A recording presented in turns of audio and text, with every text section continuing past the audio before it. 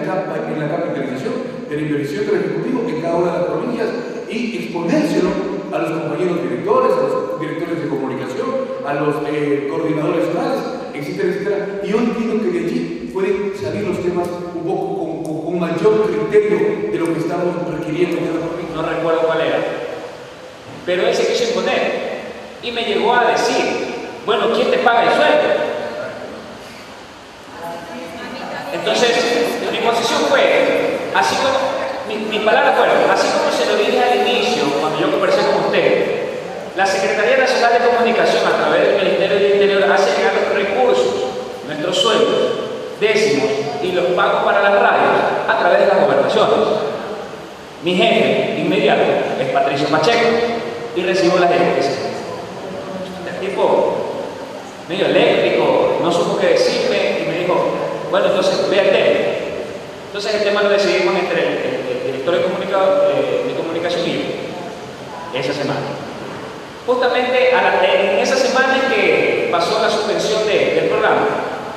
Y a partir de ahí, el señor gobernador ha cogido de que asiste al programa, le da más importancia al comité de comunicación, incluso los temas que yo le sugiero, él le da más peso a esos temas que a los temas que él quiere sugerir. Pero ¿cuál es la problemática? Que con lo de la NTS se me viene encima. Porque yo le dije, no podemos hacerlo. ¿Por qué? Sí, esto de aquí y lo de allá. Yo digo, no lo podemos hacer, no es conveniente. Y segundo, que no es un tema de transportación, para que la ANT te acuerdes. Es un tema de comerciantes que debió haberlo solucionado el municipio, no la ANT.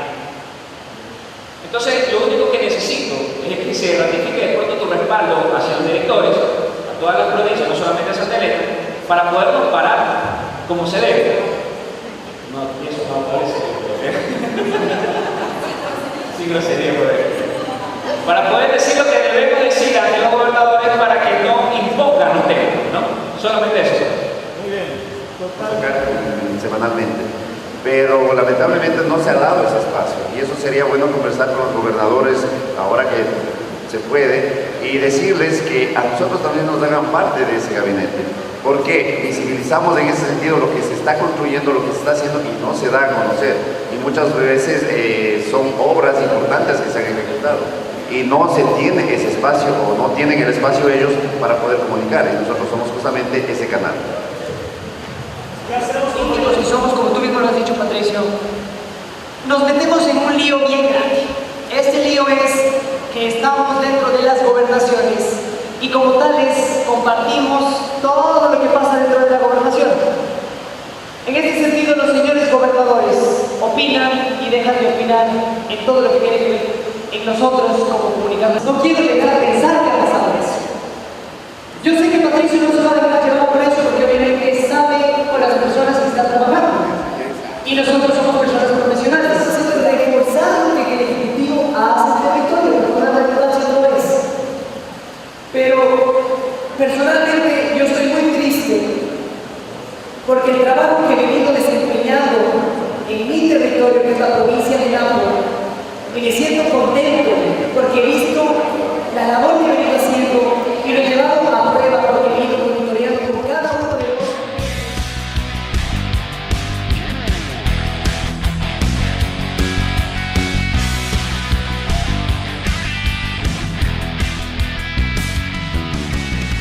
esa diferenciación estratégica también nos va a enseñar, nos va a apoyar Hernán en este tema, ¿ya? Así que quiero nuevamente presentarle a nuestro compañero Hernán, viene en representación de Fernando Alvarado y él nos va a ayudar con esto. Su formación tardaría muchos minutos en nombrar toda su formación dentro del país, fuera del país, incluso sigue actuando fuera del país con algunos elementos periodísticos, ¿sí? Querido Hernán, quiero presentarte este grupo de hombres y mujeres que no solo los lunes de 7 a 8:30 hacen comunicación, sino todo el tiempo hacen y viven de la comunicación. Y estamos aquí formándonos cada vez y estructurándonos mejor, querido Hernán. Así que bienvenido, démosle un aplauso a Hernán.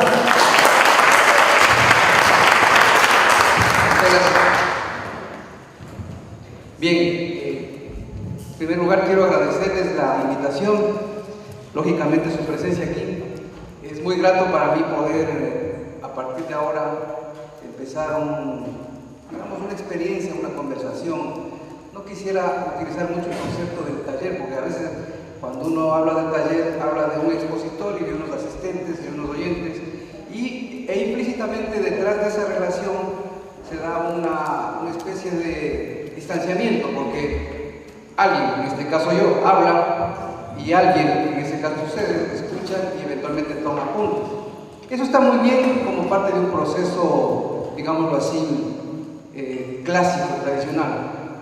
Cuando se habla de capacitación de talleres, por lo menos esa es la formación que yo siempre he tratado de inculcar y de la que yo me he nutrido durante mucho tiempo, en realidad asocio el concepto de capacitación a un concepto de dos vías.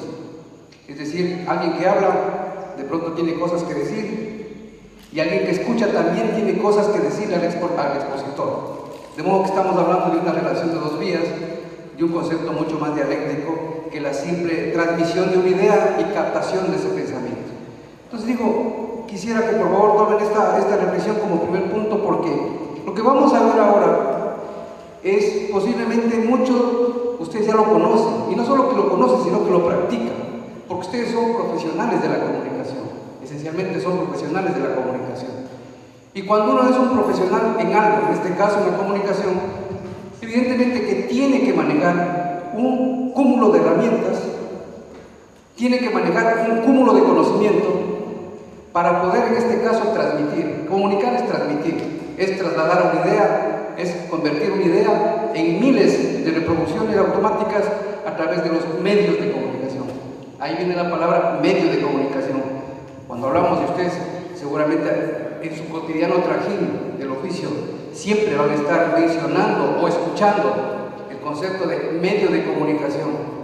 Tengamos presente siempre esto. Un medio de comunicación es exactamente eso. Es una vía, es un conducto, es una autopista, como quiera verse, hay muchos sinónimos ahí, que permite la difusión de algo. Ese algo se llama información. ¿Y qué es la información? La información es un intangible, es una cosa que no se ve pero que existe.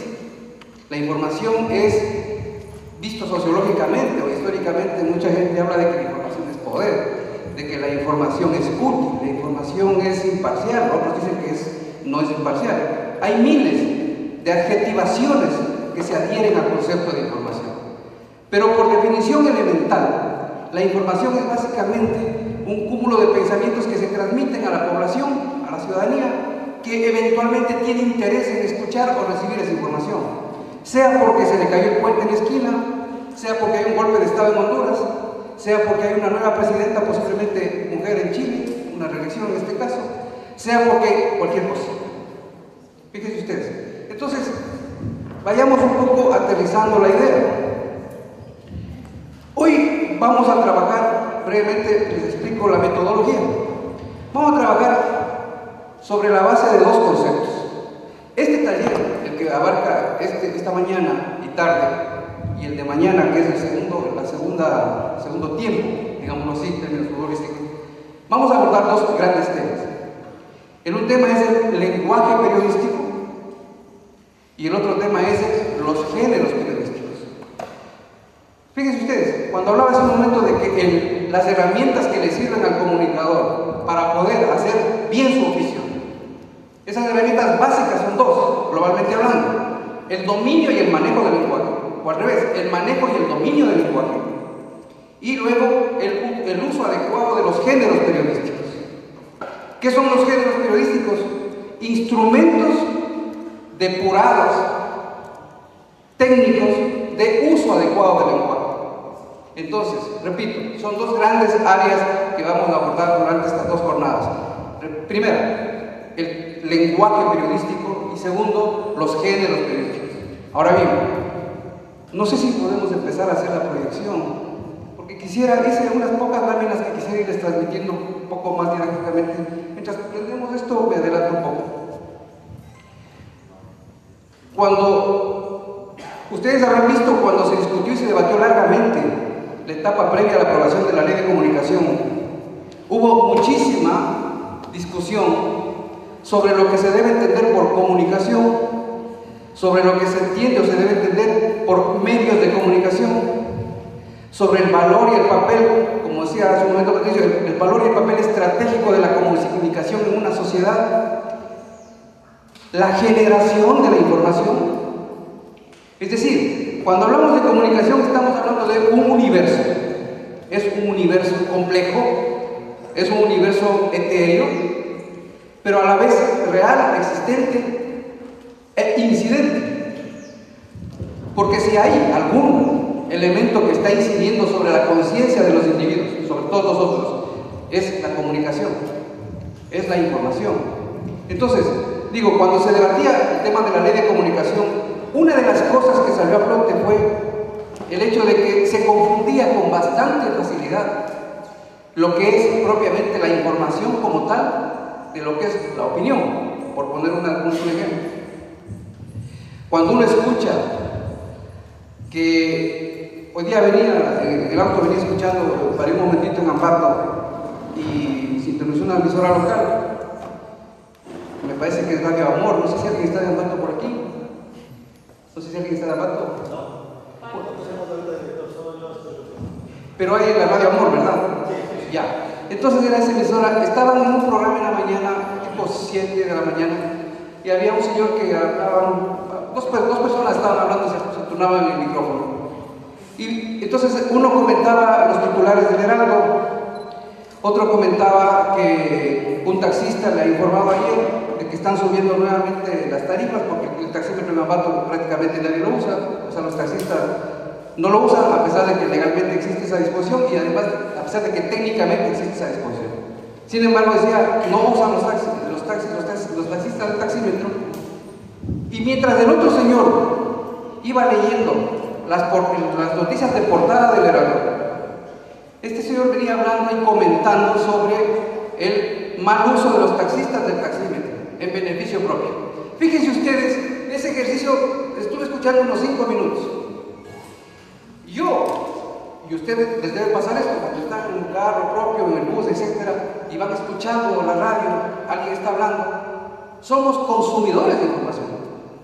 Yo en ese momento estaba haciendo exactamente eso, un consumidor pasivo de información. Estaba manejando y estaba escuchando el radio. Y decía el señor, el de los titulares,